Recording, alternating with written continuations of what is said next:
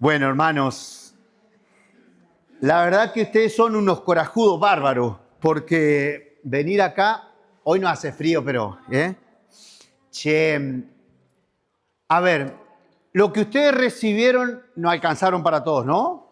Bueno, a los que no recibieron ya les después vamos a contar y vamos a prepararle una copia. Me sorprendieron, no pensé que íbamos a hacer tanto. Esa hojita que ustedes recibieron es apenas una guía que nos va a servir como para preguntar, ¿sí? Me gustaría que podamos responder juntos algunas preguntas que ustedes tienen.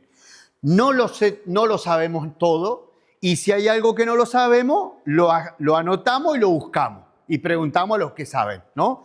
Porque aquí la cosa es, no hay que saber todo, hay que tener el teléfono del que sabe, ¿no? Como siempre en la vida, casi siempre es así. Así que bueno, gente, los propongo, como dice, hay un pequeño camino personal para acercarnos a la Biblia. ¿Y por qué personal? Porque cada uno lo va haciendo desde su situación vital, desde el lugar donde hoy está viviendo, desde el conocimiento que la vida les ha dado de la palabra y desde ahí queremos acercarnos a este maravilloso libro, el libro de la palabra que puede darnos la salvación. Como decía San Pablo hace un par de domingos atrás, ¿se acuerdan? En la carta a los tesalonicenses, ¿no? La palabra que puede darnos la salvación, y ustedes, dice, la recibieron a la palabra no como palabra humana, sino como lo que es en realidad, como palabra, a ver si se los leo, aquí está.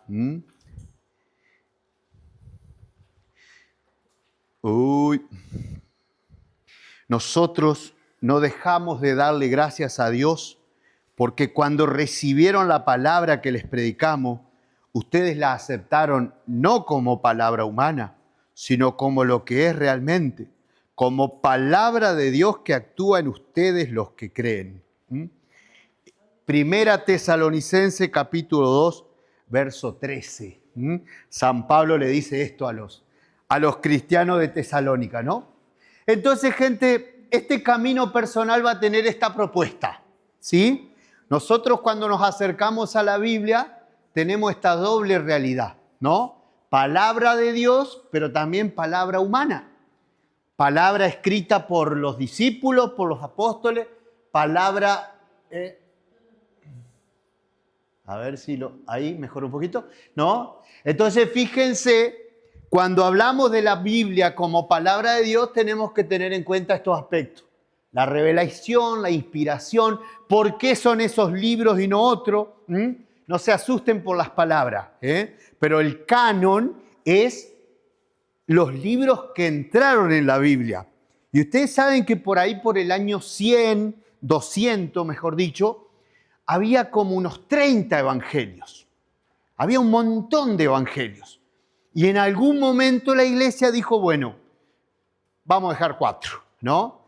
También, fíjense ustedes, con un criterio un poco teológico, pero también con un poco del sentido de los números. ¿Saben por qué 4? Porque 4 son los puntos cardinales. Norte, sur, este, oeste. Entonces el evangelio está destinado a todo el mundo. Al norte, al sur, al este, al oeste. Entonces los padres de la iglesia dijeron, si son 4 los puntos cardinales, 4 deben ser los evangelios. Y bueno, se hizo esto, ¿no? Se quedaron estos 4 evangelios que nosotros conocemos. En cuanto a palabra de hombres, fíjense, tenemos que ver esto. El lenguaje humano, en qué forma está expresado, cuál es la intención, cuál es la situación. Esto es lo que vamos a intentar conocer juntos. Así, serenamente nomás, sin mucho ruido, sin mucha alaraca, pero la verdad nos vamos a encontrar con un tesoro. La Biblia es un tesoro, ¿sí? Y por ahí, bueno, en el flyer que hizo Bartolomé, cuando me dijo qué título le ponemos, yo le puse conocer las Escrituras es conocer a Cristo. En realidad transformé una palabra de San Gregorio, que dice desconocer las Escrituras es desconocer a Cristo. Si no conocemos la Biblia, no conocemos a Jesús, decía Gregorio, y que fue, fíjense ustedes, un grandísimo de la Biblia, porque él tradujo del griego y del hebreo al latín. Él hizo la primera edición, siglo V más o menos, la primera Biblia, la Vulgata se llama. ¿Pero saben por qué se llama Vulgata? Porque es la divulgada, porque todo el mundo hablaba en latín. En el siglo V, el Imperio Romano a full, todo el mundo sabía latín. Y entonces, claro, se empezó a divulgar. La Biblia empezó a llegar a lugares insospechados, ¿no? Entonces, por eso Jerónimo decía esto, que hay que conocer las Escrituras para conocer a Cristo, ¿sí? Entonces, gente, obviamente esto a modo de introducción nomás, ¿no? La Biblia tiene estas dos grandes partes, el Antiguo y el Nuevo Testamento. Esto es la Biblia cristiana, ¿no? Si vos le preguntás a un judío, la Biblia para él es solo el Antiguo Testamento, ¿no? Solo el Antiguo Testamento. La Biblia cristiana tiene estas dos grandes partes, ¿no? Y después, fíjense ustedes, este dato parece una tontera, pero a mí me parece un acto de amor también, ¿no? Fíjense, por ahí por el año 1200, alguien dijo, ¿por qué no le ponemos números? Porque son tan largos los libros, ¿no? Y ¿saben lo que yo pensaba cuando leía esto? Los padres de la iglesia se las sabían de memoria, algunas partes de la Biblia, pero era un laburo porque, claro, ellos no decían, porque el profeta Ezequiel en el capítulo 37, no decían eso.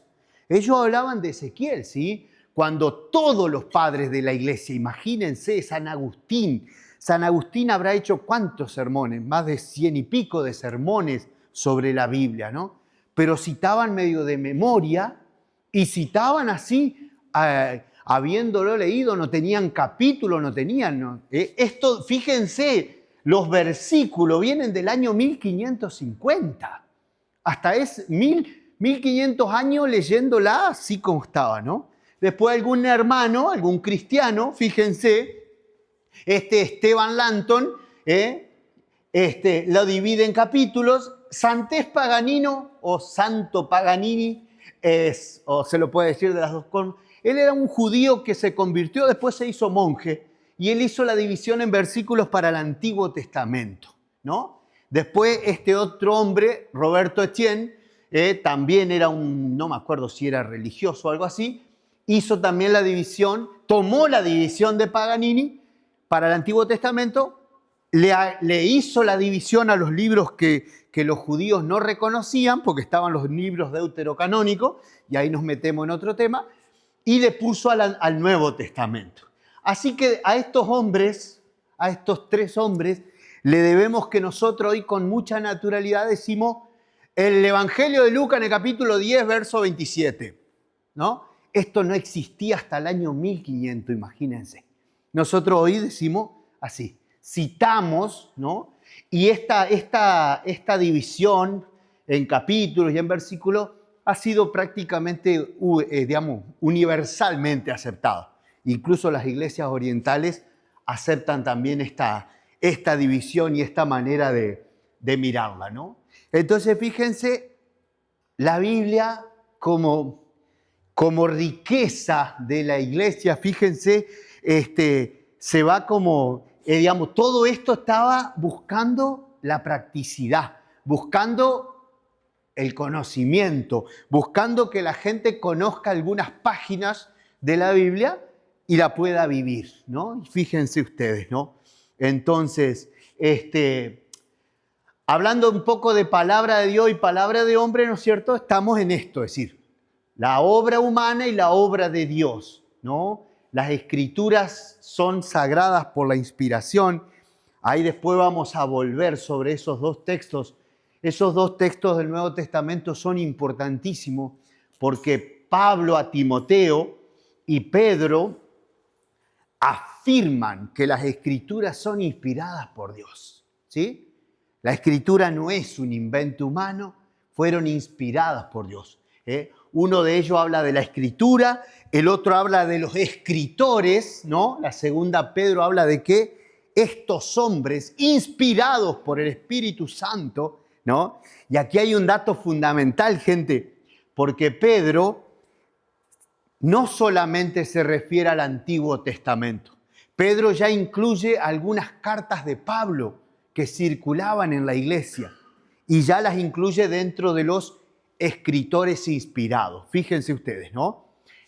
La carta de Pedro fue escrita más o menos por ahí por el año 80. No es de Pedro el Pedro que nosotros conocemos, sino que toma la autoridad de Pedro para escribir. Es un cristiano de los años después del 70 seguro, 80, ¿no?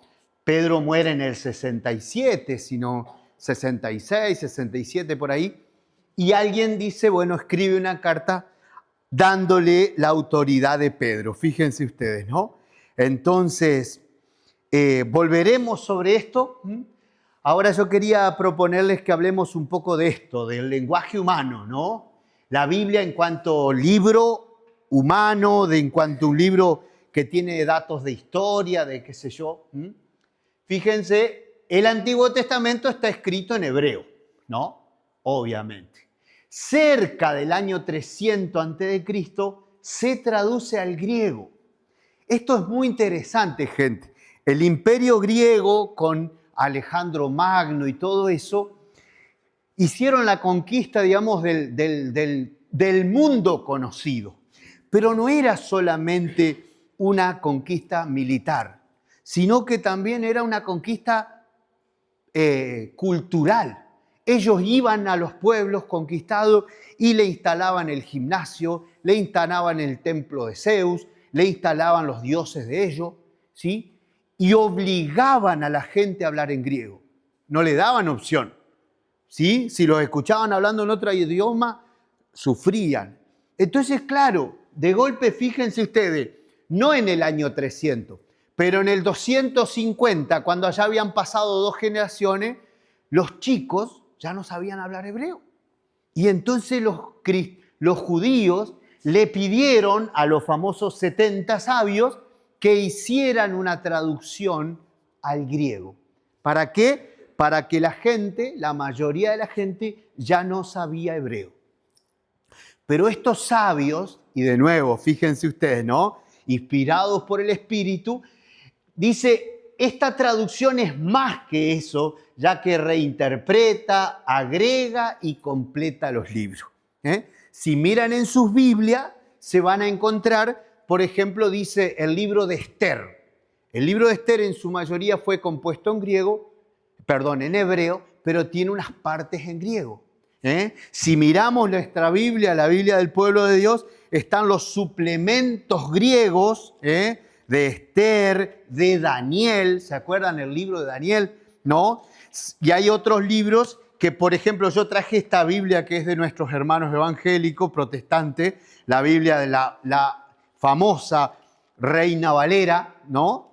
Y esta Biblia es viejita, a ver, esto es del año 60, no tiene 7 libros, tiene solamente 39 de los 46 libros del Antiguo Testamento. Aquí no aparece el libro de Tobías, no aparece el libro de los Macabeos, los 2 Macabeos, Judith, Baruch, Sabiduría, Eclesiástico, no están en esta Biblia, porque esos son libros deuterocanónicos, es decir, escritos en griego, la mayoría de ellos, y ahora vamos a ver en qué momento de la historia, ¿no? Entonces, ¿qué pasa? Estos 70 no solamente traducen del hebreo, sino que ya les digo, agregan libros, incorporan otras partes y sobre todo hacen una reinterpretación. Así como pequeño paréntesis, los judíos aceptan esta traducción, pero fundamentalmente después del año 70, cuando Jerusalén es destruida por los romanos, ellos se reúnen y vuelven hacia adentro los judíos y ahí expulsan al cristianismo.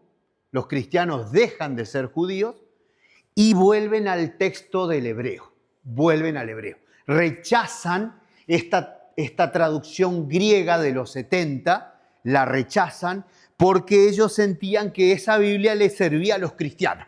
Los cristianos la usaban mucho y tenían muchos textos que apoyaban al cristianismo. Entonces, ¡fum!, vuelven para atrás. Y vuelven a lo que se llama, quizás ustedes habrán escuchado hablar, el texto masorético. No hace falta que se sepan esa palabra.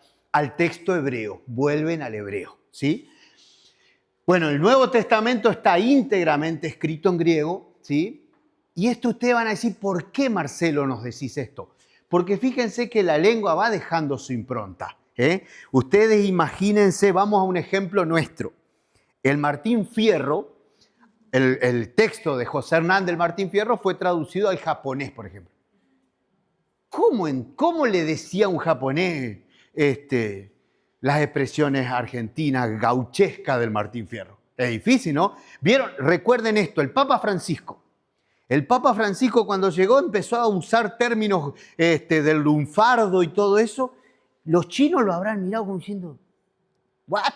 ¿Qué está diciendo este viejo? ¿No? Usando palabras que ellos no entendían. Imagínense la sala allá de los periodistas de Roma tratando de traducir o de explicar alguna de las expresiones de Francisco. ¿Cómo le explica a alguien el primerear? Que Dios te primerea. Es un término futbolístico, ¿no? Y el Papa lo incorpora al magisterio de la Iglesia. Imagínense esto, ¿no? Entonces, bueno, por eso el idioma, la lengua, determina, ¿sí? Es importante, la lengua deja su impronta, ¿no? Jesús hablaba en arameo y se piensa, gente, que probablemente el Evangelio de Mateo haya sido escrito en arameo, por lo menos algunas partes, pero no sabemos, no tenemos. Lo que tenemos es en griego, ¿no? Dicho esto, fíjense, bueno, después lo vamos, si quieren volvemos sobre esto. Nosotros no tenemos los originales, ¿no? No tenemos el original de Lucas, de Marcos, de Mateo, no tenemos. Nosotros tenemos la copia de la recontracopia, imagínense, ¿no? Entonces, obviamente, por eso aparecen, digamos, los estudiosos de la Biblia, que tratan de determinar lo que sería la versión más cercana al original. A ver cómo se los digo. Y esto es interesante, un dato anecdótico si ustedes quieren. Existen más de 5.000 testimonios del cristianismo, entre manuscritos, pergaminos, papiros y viejos códices, qué sé yo. Hay como 5.000 lugares o textos que hablan del Nuevo Testamento, del Nuevo y del Antiguo Testamento. Es una barbaridad. Piensen, por ejemplo, que del famoso historiador romano Tácito hay uno solo y roto. No se tiene todo lo que Tácito escribió. No existe. De algunos filósofos griegos hay pequeños testimonios. En cambio de Jesús, del Evangelio, del Nuevo Testamento, hay más de 5.000 fragmentos. La mayoría fragmentos, ¿no? A ver si me acuerdo los números. Hay unos 300 manuscritos mayúsculos, se llaman. Esos son muy antiguos, son del siglo III, ¿sí? Año 200 y pico. Ya, fíjense ustedes, ¿no? Hay unos 300 manuscritos, solo tres contienen todo el Nuevo Testamento. Los otros tienen algunos libros, algunas partes, algunos tienen solo los evangelios, otros tienen evangelios y apocalipsis, evangelios y hechos, otros tienen las cartas. Bueno, existen esos testimonios. Pero claro, digamos, entre esos 5.000 hay 300.000 diferencias. 300.000 diferencias. A ver, unas 200.000 son errores ortográficos. Digamos, no son gran cosa, ¿sí? Pero igual, ¿sí? Hay unas 250 o 300 diferencias que son importantísimas para la teología. Entonces ahí viene el trabajo de lo que llaman los filólogos, ¿no?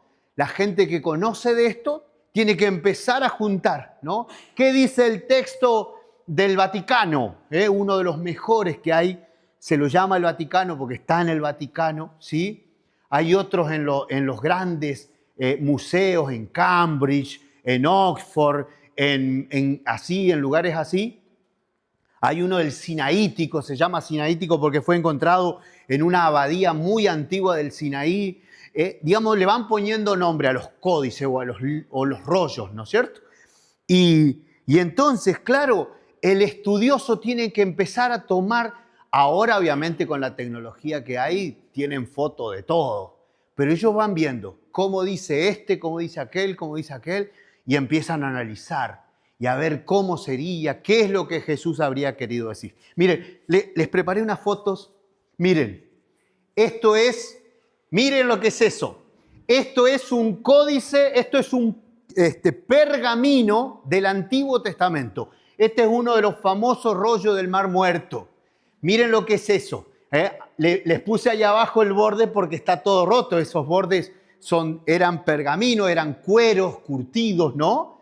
Les muestro otro. Miren, ese es un rollo, ese es el rollo del profeta Isaías. Y aquí los quiero hacer imaginar. Ese es el rollo del profeta Isaías. ¿Se acuerdan? Lucas 4, cuando Jesús va a la sinagoga de su pueblo, a la sinagoga, y dice, se levantó para hacer la lectura y le presentaron el libro de Isaías y abriéndolo encontró el pasaje donde dice, el Espíritu del Señor está sobre mí. Fíjense, Jesús agarró un rollo parecido a eso, lo abrió y encontró esa cita. No decía Isaías 61. Si yo le digo a ustedes, vayan a Isaías 61, enseguida tiqui, tiqui, tiqui, dice, no, Jesús abrió el rollo y encontró ese pasaje y lo leyó. Fíjense, ¿no? Imagínense Jesús desplegando el rollo, ¿sí? Y después dice, lo cerró y se lo devolvió al ayudante y se sentó. El ayudante era el que lo ponía y lo sacaba de un cajón hermoso que hacía, ¿sí? Una caja donde los protegían a los rollos. Era una fortuna tener un rollo de eso, ¿no? Ese es el rollo de Isaías que se encontró en Qumran, ¿no? Año 1847, 1947. Muchos de esos rollos están en el Museo del Libro en Jerusalén. Hay un museo enorme de todos estos rollos, incluso se han hecho facsímiles, ¿no? Les han ido sacando fotos para no tocarlo. Eso están en cajas de vidrio con la temperatura adecuada para que no se desintegran. Si hoy lo sacás al aire libre, se desintegran de tan viejos que son. Entonces han hecho facsímiles y vos podés comprar los rollos, digamos, en fotografías. Y ahí estudian los estudiosos de la Biblia, ¿no? Mucho de esto están en el Museo del Libro. Miren, esto negrito no se ve muy bien, pero eso es un papiro, gente, ¿no? Los anteriores son cueros de animales curtidos. El pergamino es cuero de animal curtido. En cambio, el papiro es una planta que crece en las orillas del... ¿sí? Esto es invento de los egipcios. Los egipcios lograron escribir sobre papiro, pero el papiro es una plantita, entonces mucho más frágil. Se han encontrado muchos papiros, pero pedazos pequeños, ¿no? Y esto es una cosa interesante, mire. A ver si logro explicarle. Esta foto es lo que se llama, no les voy a pedir que se sepan el nombre, un palímseto. ¿Qué quiere decir? Encontraron un cuero, un pergamino, escrito con esto, mire, en azul. Pero resulta que es un pergamino que antes había tenido textos bíblicos. Lo habían borrado para usarlo de nuevo, porque esto era muy caro. Era muy caro curtir cueros para escribir. Entonces, vaya uno a saber cuándo, si en el siglo 8, 9, 10, por ahí, alguien borró el Evangelio. Esto es el Evangelio, ¿ve? Esto es Evangelio. Lo borraron y escribieron otras cosas arriba. Es como reciclaron el cuerito, ahí está. Pero resulta ser que, bueno, de golpe lo empiezan a mirar y dicen, che, pero acá abajo hay algo escrito. ¿Eh? Y hoy con la tecnología láser que hay, perfectamente sacan esto y ven lo que estaba escrito abajo. Eso se llama palimpsesto, era muy normal, eran muy caros, entonces muchas veces, y en esto tiene mucho que ver, fíjense ustedes, las abadías, ¿no? Las abadías de monjes que se dedicaban la vida entera a copiar estos textos, y estos locos estudian, investigan, ¿sí? Es apasionante, digamos, el trabajo que se toman. Esta gente, obviamente, los buenos filólogos saben griego, hebreo, latín, todos estos idiomas antiguos y van comparando y estudiando y bueno, siempre intentando llegar al texto más cercano al origen. ¿Qué habría querido decir Jesús? Por eso, hace unos años atrás, por allá por los años 60 y pico, se hizo famosa una expresión de buscar las ipsísimas palabras de Jesús, las mismísimas palabras de Jesús, ¿no? Obviamente Jesús la dijo en hebreo o en arameo, después se la escribió en griego, después al latín y esto y aquello y lo otro. Bueno, se busca, digamos, cuáles serían las mismísimas palabras de Jesús. Hay algunas en las que casi todos coinciden. Abba. La expresión Abba es propia de Jesús, ¿no? Algunas otras expresiones, el yo los envío de este domingo, probablemente sea una mismísima palabra de Jesús, y así, ¿no? Entonces, pero fíjense ustedes, esto es estudios, gente que dedica la vida a hacer esto, ¿no? Y nuestra Biblia, yo aquí traje la del pueblo de Dios y la de Jerusalén, se nutren de estos estudiosos para hacer sus propias traducciones, ¿no? Entonces, también está la Reina Valera. La Reina Valera en realidad es una edición muy antigua del año 1569 y del 1600, que bueno, que después nuestros hermanos evangélicos se la apropiaron, pero en realidad era católico, Casiodoro de la Reina, y Casiodoro Valera Casiodoro de la Reina y Cipriano Valera eran dos monjes cristianos que intentaron hacer una traducción al español y bueno, después nuestros hermanos evangélicos se han apropiado de esa edición, ¿no? Es muy buena, ¿sí? Que fíjense ustedes. Entonces, ¿alguna pregunta hasta acá? ¿Alguna cosa que dije y la di por supuesta? No den nada por supuesto. Pregunten, no tengan vergüenza porque la verdad es que estamos aquí para aprender juntos. Entendieron todo. Vamos nomás. Vamos nomás. ¡Qué cosa maravillosa!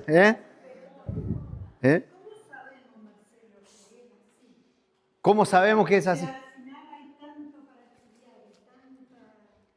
Lo que pasa es que cuando nosotros agarramos esta Biblia, detrás de esta Biblia, hay años de trabajo de gente que fue seleccionando estas cuestiones que yo les contaba, ¿no?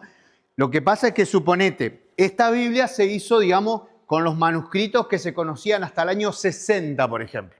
Y se siguen encontrando y se siguen descubriendo. Entonces, claro, esto la van actualizando constantemente porque por ahí digamos, un texto, no sé, a ver, ¿qué ejemplo te puedo poner? Alguna palabra de Jesús. El Evangelio de hoy, ¿no? Fíjense, el Evangelio de Mateo dice que el jefe de la sinagoga, que por el Evangelio de Marcos sabemos que se llamaba Jairo, pero Mateo no lo menciona, dice, mi hijita acaba de morir, pero ven a imponerle tu mano y ella vivirá. Digamos, esa es la traducción normal, si leemos acá y acá, está muy parecida. ¿Qué te parece si dentro de 5 años aparece otra versión que dice que cambia alguna de esas palabras, ¿no? Mi hijita, bueno, fíjate vos, podría pasar, se sigue investigando, se sigue estudiando, hay gente que dedica su vida a hacer estas cosas, ¿no es cierto? Entonces, fíjense, yo ahí en el apuntecito medio graciosamente les puse que si ustedes leen la Biblia, saben 3 idiomas. Fíjense ustedes, 3 idiomas. Al final de la página 1, fíjense, ¿no? Palabras originales que nosotros hemos aprendido. En arameo, Abba, Padre, Osana, ¿no? Cuando le dice a la hija de Jairo, Talitá cumí, levántate. Cuando Mateo nos nombra el lugar donde Jesús es crucificado, que dice en hebreo Gólgota, ¿no? Lugar del cráneo. En realidad le decían lugar del cráneo porque era una montañita así redondita que parecía una cabeza. Entonces le pusieron lugar del cráneo. Esas palabras son palabras en arameo. Ajá. Esas diferencias que vos dijiste, aparte de las ortográficas, las otras que te dan como 100 y pico, ¿son importantes, digamos, para nosotros los cristianos o son cosas como palabras que se pueden decir de una manera u otra? ¿O son cosas significantes? No, son cosas, por eso te decía, hay unas 200 y pico que son significantes, que cambia el sentido. ¿Por qué? Porque después que se hace esa lectura, ¿viste? Los teólogos hacen teología con esta Biblia. Entonces, por ejemplo, a ver, no es lo mismo Evangelio de Mateo capítulo 13 que lo leímos la otra vez, cuando Pedro lo confiesa. Tú eres el Mesías, el Hijo del Dios vivo, dice Pedro, ¿no? Imagínate que alguna traducción, para compaginar, pueda decir, tú eres el Mesías nomás, ¿no? Borra el Hijo de Dios vivo. Eso tenían, ¿viste? Muchas veces hay expresiones que están cambiadas. ¿Por qué? Porque el copista ya sabía, suponete que era un monje que estaba escribiendo, ¿no? Y claro, el monjecito se acordaba que el ángel le había dicho a María, él será hijo de Dios. Entonces él se acordaba de esa expresión y en vez de escuchar al otro monje que dictaba, le agregaba al hijo de Dios. Hay uno muy famoso y muy gracioso que un monjecito se ve que estaba escribiendo y al costado en el borde puso, qué gana tomar un vaso de vino. Él puso, estaba distraído, el loco, dijo, qué gana tomarme un vinito. Y quedó en un manuscrito, ¿no? Hay un manuscrito de los 5000 que dice, che, qué gana tomar un vinito. Y era un monjecito que seguramente se distrajo un ratito y, ¿no? A ver, muchos eran errores ortográficos, otros no, digamos. Muchas veces la Biblia para relacionar, ¿viste? Como el ángel le había dicho a María tal cosa, el monjecito por sí mismo nomás lo cambiaba, ¿viste? Pero esas cosas lo hacen, dice, acá dice otra cosa. Entonces, por ejemplo, después, lástima que no traje, yo tengo ahí en casa una edición crítica, se llama edición crítica, gente, cuando estos cráneos se juntan a analizar y dicen, bueno, esta versión con coma o sin coma, o con signo de pregunta o sin signo de pregunta, aparece en este. Pero no aparece en este. Entonces van haciendo opciones, ¿no? Es más, se los prometo para el próximo lunes, en esa edición crítica, que es una de las más famosas que se ha hecho, van catalogando con letra, con A, B o C, digamos. A es muy probable que sea esa que ellos eligieron, pero a veces dicen, no estamos seguros, o a veces dice, dudamos mucho. Entonces van poniendo letras para decir, esto es muy seguro, esto no tanto, esto podría ser de otra manera, ¿sí? No, son muy serios a la hora de... Estos 5000 escritos que dijiste que había antes, que se lo considera como Biblia, 5000 Biblias, porque eran muchos escritos del Antiguo y Nuevo Testamento que se fueron encontrando. Claro, a ver, algunos son 2 o 3 versículos, Dani. Por ejemplo, estos papiros son pequeños pasajes. Este papiro son un par de versos del Evangelio de Juan, si no me equivoco, de allá de la Pasión, algunos versículos nomás. Se ve que alguien los escribía, ¿viste? Digamos, les había impactado, lo escribía y lo dejó por ahí, lo encontró alguien y dijo, mirá, acá dice la palabra. Entonces, muchas veces son citas nomás. Por ahí también, yo acá no les mencioné, pero también los estudiosos de la Biblia se usan los primeros libros litúrgicos que se hicieron. Claro, La iglesia a partir del siglo V, hasta el noveno, fíjense, hasta el año 1000, empieza a hacer los libros que nosotros usamos en la lectura del domingo, ¿no? Ustedes vienen a preparar la misa el domingo y dicen, che, ¿cuáles son las lecturas de hoy? Esta, de Isaías, San Pablo y Evangelio de Lucas. Entonces, ustedes van y dicen, el domingo 27. Bueno, esos libros también se leen para ver cómo decían, cómo traducían, cómo expresaban la palabra. También sirven esos libros. ¿Algo más? Entonces, fíjense, les decía yo, ustedes saben hablar en hebreo, en arameo, en hebreo también, mirá vos, en arameo, en hebreo, amén, es una expresión hebrea. Fíjense, la decimos 1000 veces y es hebrea, ¿sí? Aleluya también es otra expresión hebrea, ¿sí? Fíjense, ahí yo les puse una nota rara. ¿Se acuerdan cuando Jesús está en la cruz y dice, Elí, Elí, lema sabactaní? Otro texto dice, Eloí, Eloí, lama sabactaní. ¿Por qué? Porque Marco lo pone en arameo, mientras que Mateo lo pone en hebreo. Fíjense, ¿no? Claro, claro. Es una especie de dialecto del hebreo, ¿no? Entonces, fíjense, gente... No, tranquila. Pero digo, ¿no existe la posibilidad de que Jesús haya dicho una cosa y después se tradujo otra, se escribió otra? Sí, claro, claro. Por eso justamente está todo este esfuerzo por llegar hasta donde se pueda a las palabras de Jesús. Pero vos tenés, ya que hiciste esto, me hiciste una... Fíjate vos, decir, entre el año 30 que Jesús muere, ¿no?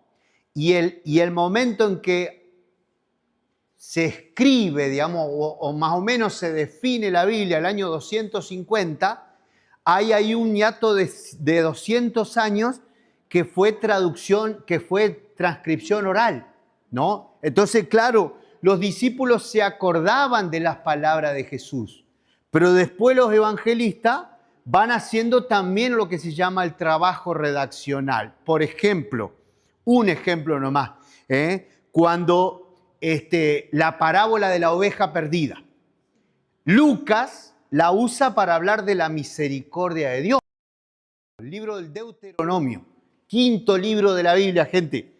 El Deuteronomio, dicen los estudiosos judíos, que es clave para ello. Pero bueno, pues bien, hoy leí, se llevó más de 4 siglos, casi 5 siglos escribirlo. Hay algunas partes que son re viejas y otras partes son re modernas. Entonces, fíjense, si un libro, a ver, nosotros tenemos la idea de esto, ¿no? Un libro que es, empiezo a escribir por el capítulo 1, llego al capítulo 20 y hago el epílogo, ¿no? Eso es la manera que se escribe hoy. Estos libros no, gente. Además, fíjense, cometeríamos un grave error si pensamos que la Biblia se escribió desde el Génesis, Éxodo, Levítico. No. Después vamos a hablar un poquito, yo quiero llegar a contarle un poquito en qué momento más o menos se calcula que se empieza a escribir. Pero fíjense, lo más probable es que la Biblia, el libro de Génesis no se escribió primero, ni segundo ni tercero. Se escribió varios siglos después, pero ya vamos a llegar. Entonces, esto, gente, al tratarse de un libro de un lenguaje humano, hay que tratar de entender qué quiere decir y cómo lo expresa. Miren, los géneros literarios son los diferentes modos de presentar el pensamiento bajo formas literarias, ¿no? Yo te puedo contar una historia, te puedo hacer un sermón o te puedo dar una noticia. Fíjense, yo siempre, ya me escucharon decir este ejemplo, pero lo repito porque me parece significativo. Imagínense que en la esquina de su casa hay un choque entre dos autos, ¿sí? Una camioneta, un auto, ¡pum!, choque.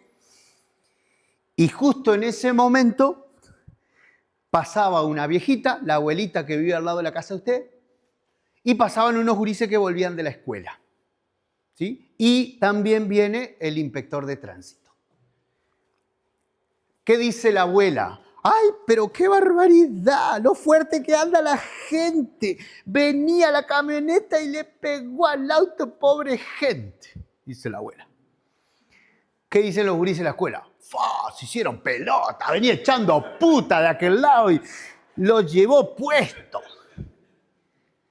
Y viene el inspector de tránsito y ¿qué dice? Siendo las 10:45 de la mañana, colisionaron de forma frontal un vehículo tanto, conducido por el señor fulano. ¿Quién dice la verdad? ¿Quién dice la verdad? Los tres. A su manera, los tres. ¿No? Obviamente el informe del inspector que tiene que servir para el seguro es más detallista. La abuela lo miró más desde su y los gurises disfrutaron como locos. ¡Wow! Se hicieron pelota ahí. ¿Viste? Entonces, pero los tres dicen la verdad. Cada uno una verdad distinta. Por eso, gente, hablamos de los distintos géneros literarios. ¿Sí? Fíjense ustedes, ahí yo les puse, son las formas de expresarse, ¿no? ¿Se acuerdan las cartas? Cuando escribíamos cartas, ¿ustedes alcanzaron a escribir cartas? Sí. Fíjense, las cartas tenían una forma estereotipada, por así decirlo, ¿no? El saludo, te escribo para contarte tal cosa, te cuento esto, bueno, espero verte pronto, nos vemos, chau, beso, ¿no? Digo, la carta tiene también una forma así, un género literario, ¿no? Fíjense, cuando miramos la tele, no es lo mismo mirar un noticiero que mirar una novela. Y este es el problema que a veces tenemos, que miramos los noticieros como novela y las novelas como noticiero. Entonces, fíjense ustedes, ¿no? ¿Qué nos pasa con esto? Es decir, tenemos que saber qué estamos leyendo para ver qué verdad vamos a recibir. ¿Qué nos quiere contar la palabra? ¿Sí? Esto es clave, digamos, a ver, miren, acá se los puse en otra expresión, ¿no? La crítica de la forma es reconocer estas formas fijas de comunicar por medio del lenguaje, y la determinación de la intención. ¿Por qué escribió esta cosa fulano de tal, no? El contexto histórico. Ahí hay 4 elementos, gente. Miren, yo se los puse ahí en la hojita. Por favor, al comienzo de la página 2, dice para acercarnos a la Biblia. A ver. Página 2. Para acercarnos a la Biblia, debemos tener en cuenta 4 elementos que son fundamentales para nuestra comprensión. Tanto de lo que leemos como del Dios que se acerca para compartir con los hombres. Miren qué hermoso eso, ¿no? Es decir, yo no quiero conocer la Biblia para saber literatura. No. Para mí es Dios que me habla. Entonces, ¿sí? Ya, Silvia, el contenido que dice la forma literaria, la intención y la situación vital que da origen al texto. Sí, Silvita.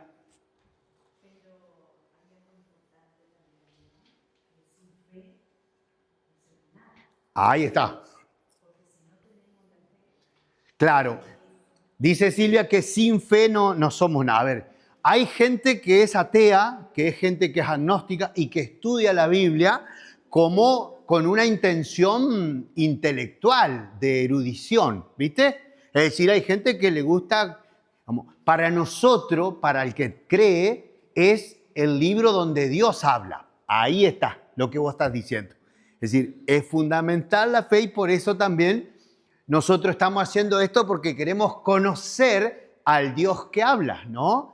Porque de acuerdo a lo que uno dice, es como es, ¿no? ¿Cómo dice el refrán? Dime de lo que, ¿cómo es?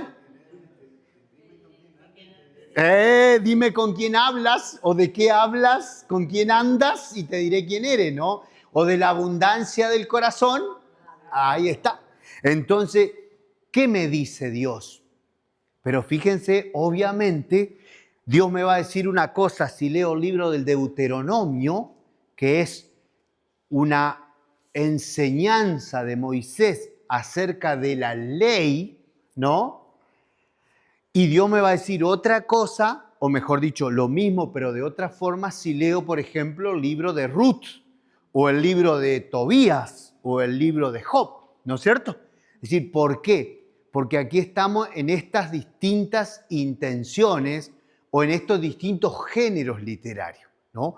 Moisés dice, muchachos, esta es la ley que el Señor nos da, ¿sí? Con respecto al culto, con respecto al templo, con respecto al hermano, con respecto a los animales, con respecto a la comida, ¿sí? Tac, tac, tac, leyes, ¿no? Tenemos ahí un código de leyes, parecido al Código Civil argentino, parecido, ¿no? O al Código de Derecho Canónico, que es la ley de la Iglesia. Son leyes. Moisés dice, esto tenemos que hacer, esto no podemos hacer, ¿sí? Podríamos decir que el libro de Job dice lo mismo, pero no en leyes, sino en la vida de un tipo. Cómo Job era justo, cumplía con Dios, de golpe se queda sin nada, no reniega, espera, se enoja, pero no maldice. Bueno, Job es un ejemplo de esa ley de Moisés, ¿no es cierto? Entonces, esto es lo que nosotros necesitamos tener. Es decir, ¿qué estoy leyendo? Estoy leyendo el Evangelio de Marcos. Bueno, sé que Marcos quiere comunicarme que Jesucristo es el Mesías, Hijo de Dios. Porque él me lo dice en el verso 1:1. Marcos inventa un género literario que no existía, que es el Evangelio, que es la buena noticia. Fíjense, hasta ese momento no se hablaba de Evangelio, de buena noticia. De hecho, la palabra Evangelio significaba el buen anuncio. Y el único antecedente que hay era de cuando el emperador iba a llegar a un pueblo y entonces venía alguien y decía, señores, la semana que viene el emperador a nuestra ciudad. Vamos a arreglar la calle, vamos a pintar los árboles. Fíjense, ese era el buen anuncio. Iba a venir el jefe, iba a venir el patrón, iba a venir el emperador. Marcos dice, yo les quiero dar un buen anuncio, pero ya no de un emperador. El Hijo de Dios que vino a vivir entre los hombres. Jesús es el Mesías, el Hijo de Dios. Y él arma su evangelio o relata su evangelio contándonos estas dos verdades, ¿sí? Entonces, fíjense, ¿qué podemos esperar de Pablo? Pablo, en la mayoría de sus cartas, conoce a la comunidad, sabe de sus problemas y les escribe dándoles ciertas soluciones o maneras de vivir, ¿no? Fíjense, la mayoría de las cartas de Pablo son como las cartas que nos escribían nuestros padres o le escribíamos a alguien, ¿no? Alguien nos contaba, che, vos sabés que se murió la abuela. Uy, qué lástima, bueno, ¿te acordás la abuela cuando nos decía tal cosa? ¿No? Se supone que el que escribe y el que lee saben de qué están hablando, de que se murió la abuela. Pablo, la mayoría de sus cartas son así. No Romanos, por ejemplo. Por eso ustedes habrán escuchado que se habla de la epístola a los romanos, porque Pablo no conoce a los romanos. Le escribe su carta con ganas de ir, pero todavía no los conoce. Y Pablo entonces ahí es mucho más formal. Pablo hace una especie de escrito teológico ahí, explicando, esto es lo que yo creo, muchachos. Esto es lo que yo creo y me gustaría ir a decírselos personalmente. Pero por eso, a veces ustedes habrán escuchado hablar que Romano es una epístola, mientras que Corintio, Gálata, Filemón, ¿no? Filemón es un ejemplo, es una carta hermosa. Filemón es una notita, una esquelita que Pablo le manda a Filemón con su esclavo Onésimo que se le había escapado y Pablo lo hace volver a su casa, ¿no? Y está toda esa nota preciosa. Venimos hasta acá. Che, ¿qué hora es? Son las 9. Ay, pero qué bien que venimos. No, bueno, simplemente, gente, a ver, simplemente yo ahí les puse, bueno, ahí en la hojita les puse un montón de géneros literarios. Fíjense ahí en la página 3, un elenco posible, dice. En esto los escritores, los estudiosos no coinciden, algunos ponen uno, otro. Yo lo tomé del padre Juan Carlos Gorosito, un curita argentino cordobés, ya muerto obviamente. Imagínense que fue profesor de Rosendo, así que... sí, fue profesor de Rosendo, de Pascual y de Rosendo. Entonces, fíjense, gente, tenemos un género literario que es el histórico, ¿sí? El histórico, pero miren la cantidad que hay ahí adentro, ¿no? Porque vieron que ahora está la historia, la novela histórica, la historiografía, es decir, hoy día también se habla, ¿no? A veces leemos una novela histórica sobre Belgrano. Tiene datos históricos, pero el texto está novelado, ¿no es cierto? Entonces, fíjense ahí también, ¿no? Histórico. Las crónicas. La crónica sería lo más cercano a la historia tal como nosotros la decimos, ¿no? El 25 de mayo a las 8:25 de la mañana se reunieron en el Congreso, en el Cabildo, y dijeron esto y pasó esto y pasó esto. Es la crónica, el relato, la noticia, ¿no? Fíjense ahí, ¿no? El libro de Samuel. Samuel nos cuenta un poco las peripecias de Saúl, de David, un poquito después de Salomón, ¿no? Libro de los Reyes.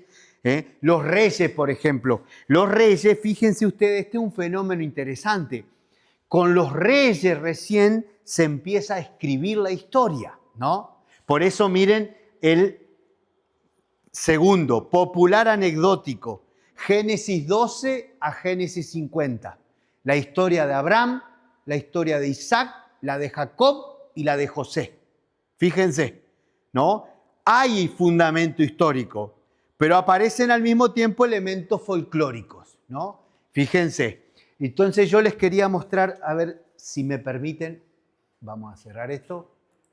Y aquí, a ver, esperen que va lento esto. Esperen que va lento. Hacen voló.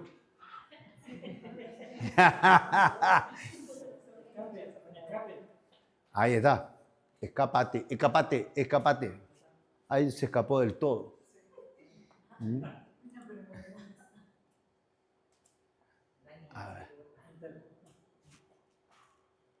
A ver, Chem.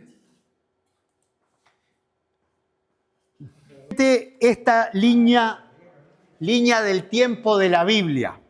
A ver, para que ustedes más o menos se ubiquen. Miren, nosotros en el año 2000 a.C., ¿sí? Más o menos 2000 a.C., aparece Abraham, Isaac, Jacob, José. Fíjense, año 1900, 1800 a.C. Obviamente no hay nada escrito de esa época, ¿sí? Pero sería. Fíjense, lo que sí podemos tener alguna información histórica es esto. Moisés, 1525, 1400 a.C., el Éxodo se calcula que fue en el 1450. Y ustedes me dicen, ¿por qué se sabe eso? Porque hay algunos testimonios, hay unas famosas tablillas que se encontraron en Amarna, en Egipto, donde se habla de que en Egipto había pueblos hicsos, o japirus, y que se rebelaban y que se escapaban y qué sé yo y qué sé cuánto, ¿no? Entonces hay alguna información. Fíjense, más o menos 1450 a.C., la salida de Egipto. El pueblo que llega, fíjense, a la tierra prometida, unos 40 años después, más o menos, después de unas peripecias, ¿sí? Y aquí vamos teniendo cada vez más información. De Saúl, de David, de Salomón ya tenemos algunas crónicas. Porque claro, al armarse el reino, se empieza a escribir. Hay escribas, hay gente que va llevando, como hacen ahora, los actos de gobierno, ¿no? En la municipalidad figura cada cosa que hace el intendente. El intendente miró por la ventana y dijo, qué calor que hace. Y alguien lo escribe ahí. Hay información, ¿se entiende, gente? Fíjense, ¿no? Entonces, estos reyes, y fíjense ustedes, con la instalación de los reyes, empiezan a aparecer los escritos, ¿no? Y miren, muy probablemente, de aquí, de la época de Salomón inaugura el primer templo en el año 966 a.C., ¿sí? Pero además se empieza a escribir.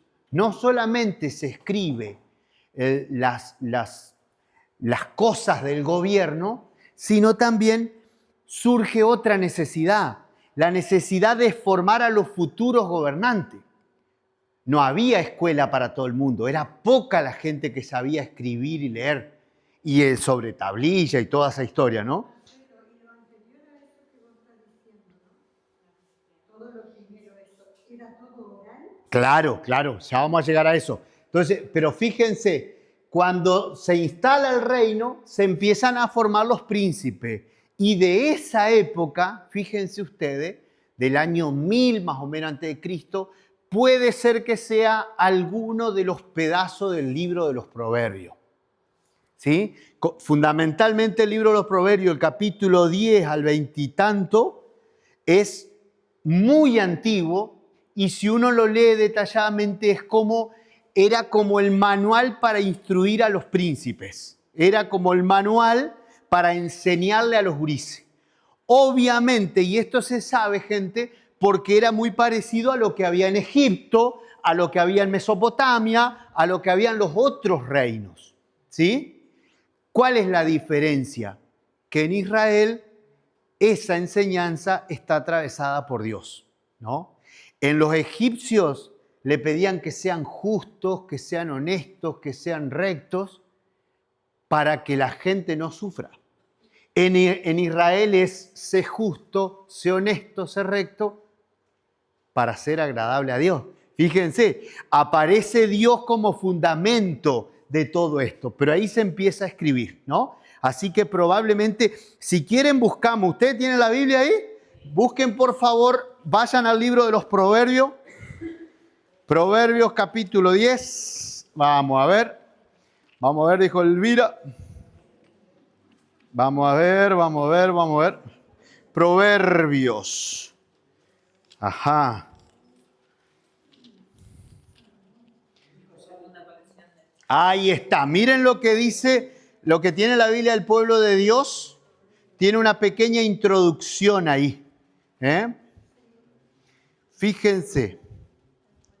Miren cómo estaba pensado, ¿sí? En esta segunda sección se reúnen sin ningún orden lógico 375 máximas breves. Fíjense, cada sentencia consta... para que no lo encontraron. Proverbios 10. No sé, tranquila.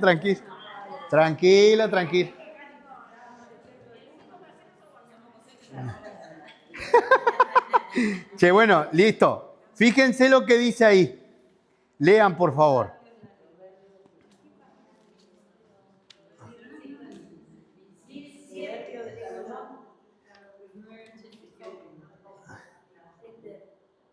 ¿Qué dice ahí? ¿No? Que serían sentencias de dos miembros paralelos. Fíjense que, a ver, yo se los leo, gente. Dice, cada sentencia consta de dos miembros paralelos que se contraponen o se complementan. Muchos de estos proverbios no expresan un ideal de vida, sino que ponen de manifiesto objetivamente la suerte que espera a las personas de toda condición, sexo y edad, según se comporten. Una parte de esta colección se remonta a la época de Salomón, atención, que fue enriquecida durante el periodo monárquico posterior, como los muestran las repetidas alusiones a la figura del rey. Fíjense, es decir, eran tipo refranes, ¿no? Fíjense, ¿por qué? Porque había que memorizarlos. No lo tenían escrito, los memorizaban, se lo aprendían de memoria. Por eso comparaban muchas veces con la naturaleza. Como el agua fresca que baja de la montaña, así es el corazón del que ama a Dios. Por ejemplo, estoy tirando cualquiera, ¿no? Quiero ver si la Biblia de Jerusalén dice algo al respecto. A ver qué nos puede agregar esta señora. La gran colección salomónica. Fíjense, la nota de la Biblia de Jerusalén, les leo. Esta es probablemente la parte más antigua del libro. No aparece orden alguno en esta colección. Y dice las palabras con una función mnemotécnica, es decir, de memoria, para acordarse, fíjense ustedes, ¿no?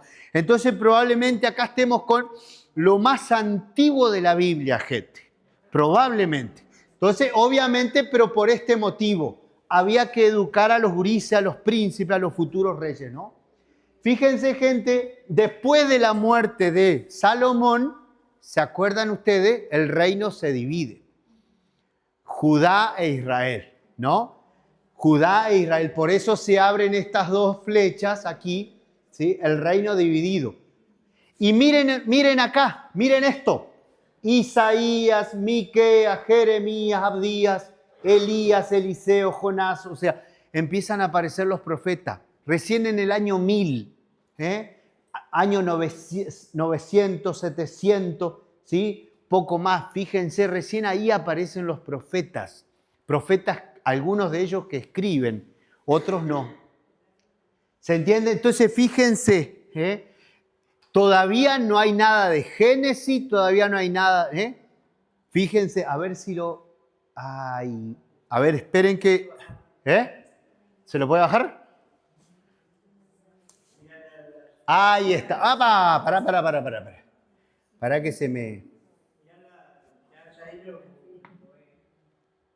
¿Dónde? ¿Para qué se apagó acá? No, claro, está apagado, pero... Tenés que guiarte allá. Bájalo un poquito. No, Ahí está. No. ahí. Entonces, Ahí ahí está. Gracias, Leo. Fíjense, gente, ¿no? El reino dividido. Miren allá a los costados. El libro de Ezequiel, profeta Ezequiel, año 593. El libro de Daniel en el 600.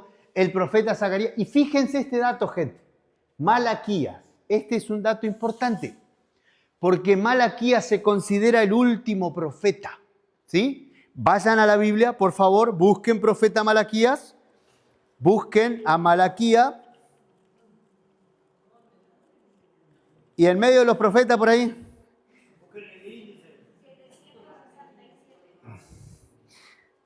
¿700 qué?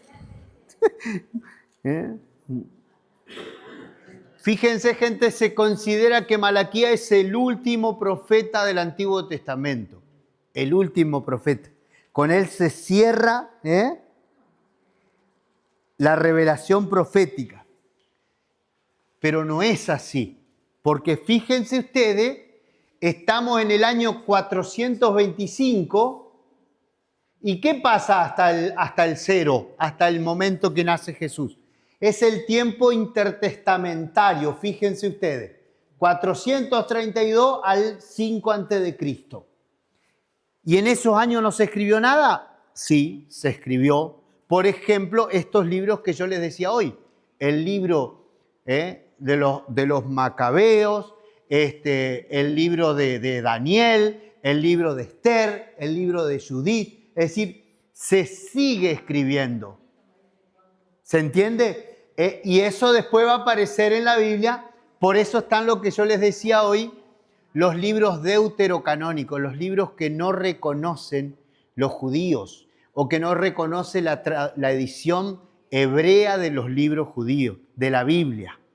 Hay libros que fueron escritos después del profeta Malaquías y ellos no lo quieren reconocer. Por eso es que, digamos, no entran dentro de los libros bíblicos. Porque fueron escritos en griego, porque fueron escritos después de Malaquías, y ellos dicen que con Malaquías se cierra el espíritu profético, ¿no? Pero fíjense ustedes,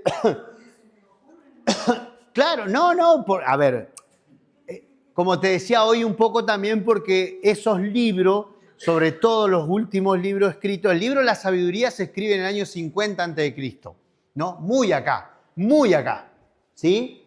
El libro, por ejemplo, del eclesiástico, el eclesiástico ellos lo rechazan porque dice que tienen muchas figuras cristianas. Y en realidad el eclesiástico es un texto que había sido escrito habría que ir a la introducción. Tarea para el hogar. Leer la introducción del eclesiástico. Era un sabio judío que había escrito un libro frente al avance del imperio griego. Pero que ese libro aparentemente se perdió, o mejor dicho, estaba escrito en hebreo.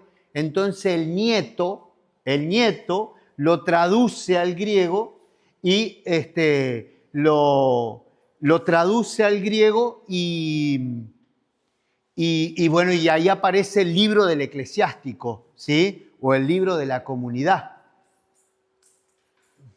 ¿Se entiende, gente? Entonces, a ver, no se me hagan un lío, no se embarullen. Simplemente es ir viendo que la Biblia se fue escribiendo a lo largo de 2000,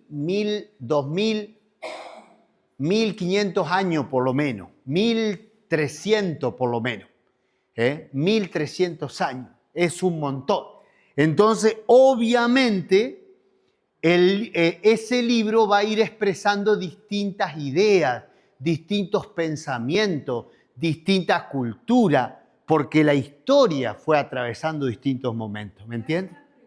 Chipi. ¿Por qué la Biblia no la armaron cronológicamente? Sería ideal, sería hermoso. Sí.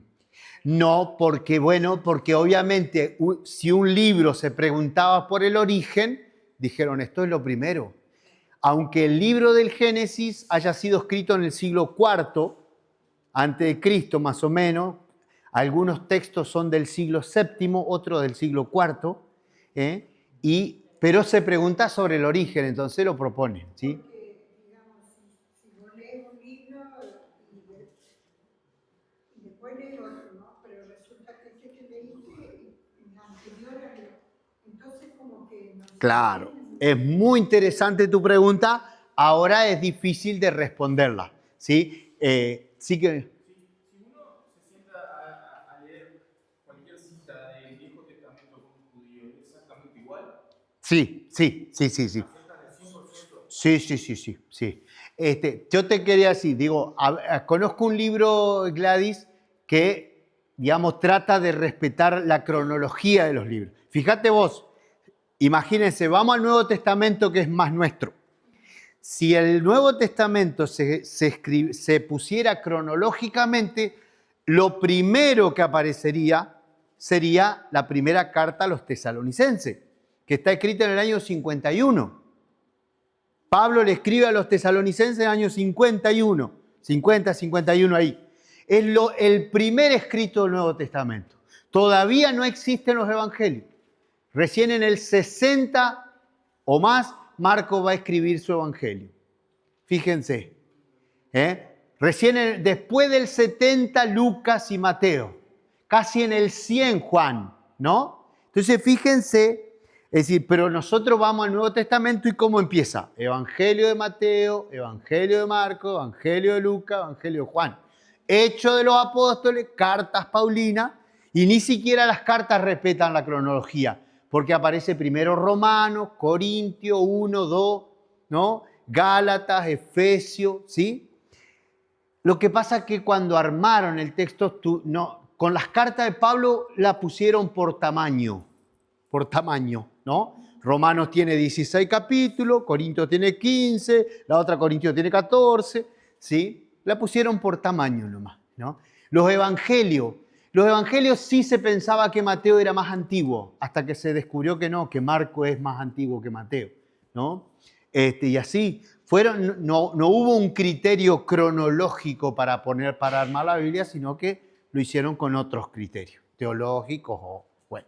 Que te decía yo, ¿por qué 4 evangelios? Por los 4 puntos cardinales. Una idea de alguien, ¿no? En algún momento de la historia hubo un intento de hacer un solo evangelio.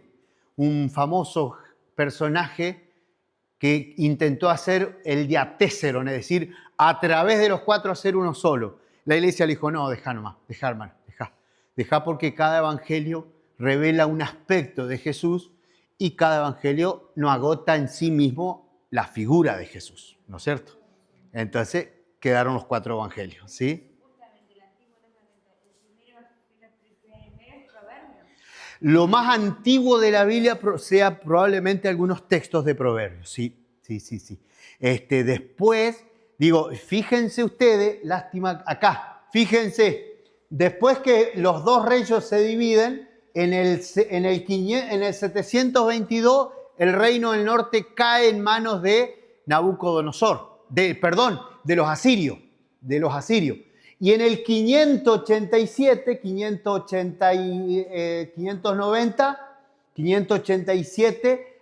cae el reino de Judá en manos de Nabucodonosor.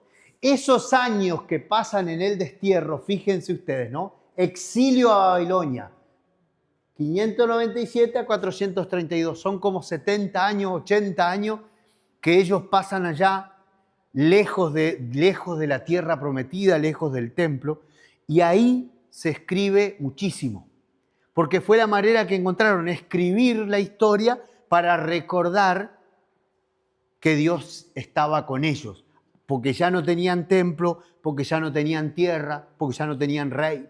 Fíjate vos, ¿no? Entonces, la palabra, la memoria de la palabra, y fíjate vos, ahí surgen las sinagogas, los lugares para reunirse a leer la palabra, hacer memoria del Dios que nos quería salvar y nosotros nos portamos mal.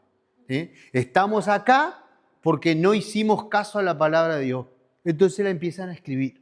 Y fíjate vos, ahí se escribe, digamos, el Génesis o algunas partes del Génesis, ¿no? Si se empieza a escribir como una manera de tenerlo al Señor, ¿no? Ese Señor que nos había dado tantas promesas, que nos había dicho tantas cosas, qué sé yo, qué sé cuánto, y que ahora nosotros lo perdimos, ahora, ¿no? Ahí surge la Biblia, fíjate vos.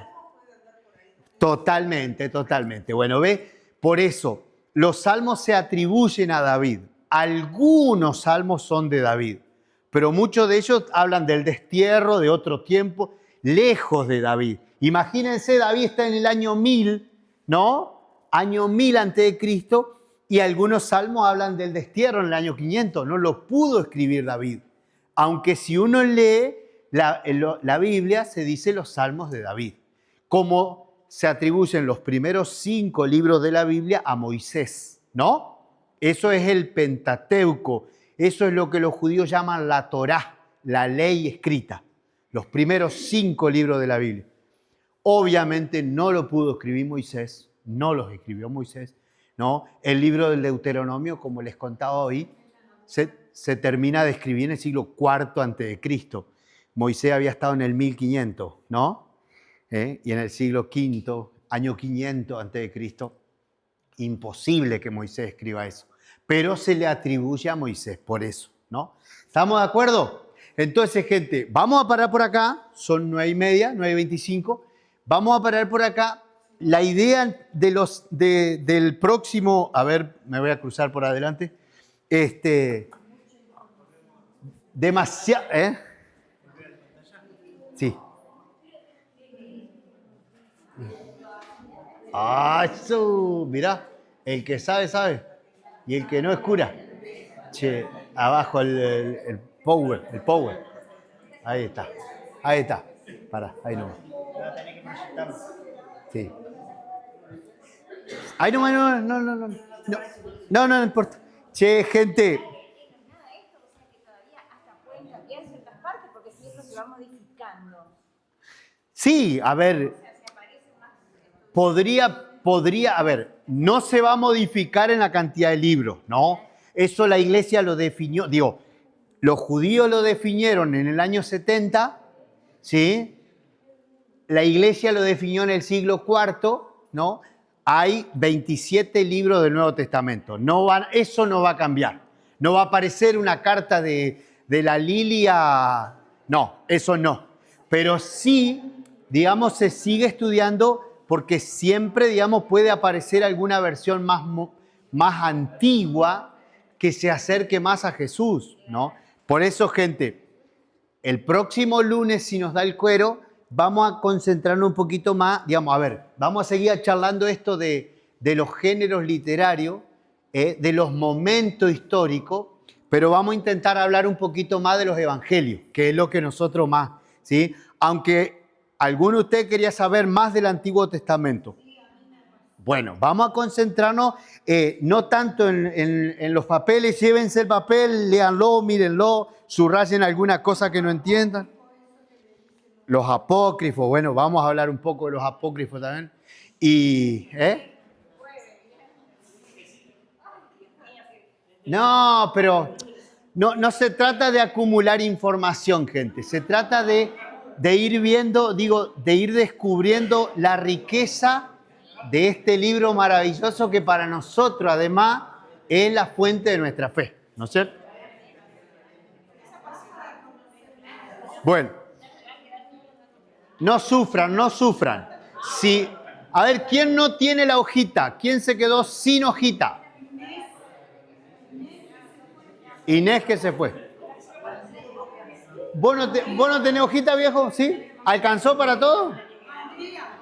Andrea no tiene. Ahí está. Entonces vamos a preparar algunas hojitas de más para el próximo lunes y tráiganla y si encuentran alguna cosa que no entienden, subrayenla y vamos preguntando.